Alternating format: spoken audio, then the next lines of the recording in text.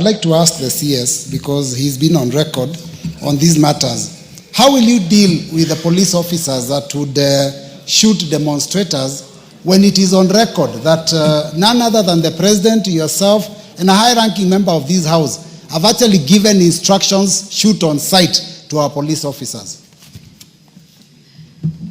And therefore, I take the comment from the Honorable and kill people, as Honorable Robert Mbui has raised. And first of all, let me say that the Constitution and the law provides for instances of limitation of the right to life.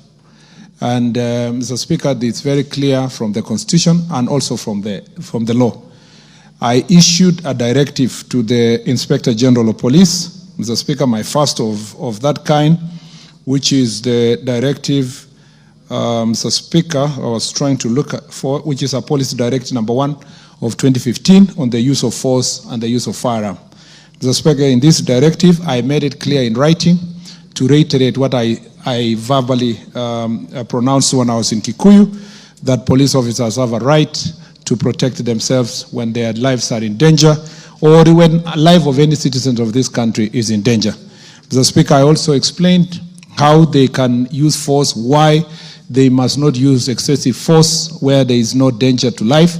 And I further also explained, Mr. Speaker, what measures we should take, National Police Service should take in this directive to the Inspector General of Police, which include, Mr. Speaker, deploying only officers that are mentally sound, that, Mr. Speaker, are not undergoing any stressful incidences or may have mental health challenges.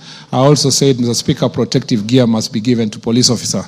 Further, I also explained that it is necessary for the National Police Service working together with the Attorney General to ensure that they protect police officers who may be sued or investigated, Mr. Speaker, as a result of protecting themselves or protecting their lives. Mr. Speaker, we have commenced that process, and all the police officers who are facing investigations and were charged for using force or firearm while they were performing their lawful duties, Mr. Speaker, now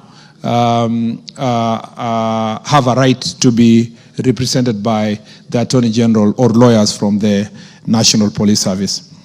Mr. Speaker, therefore, I made the statement consciously, knowing that the responsibility to hold police officers accountable is with the IPOA, and this is the ministry that has a policy responsibility to ensure that police officers are responsible. In our Jukwaa la Usalama forum, where we have been meeting all the OCSs in every county, and the sub-county commanders and the county commanders and county security teams, I have also made it clear that the police officers should be respectful to the people of Kenya, should not apply excessive force, and they should protect themselves, Mr. Speaker, when their lives are in danger.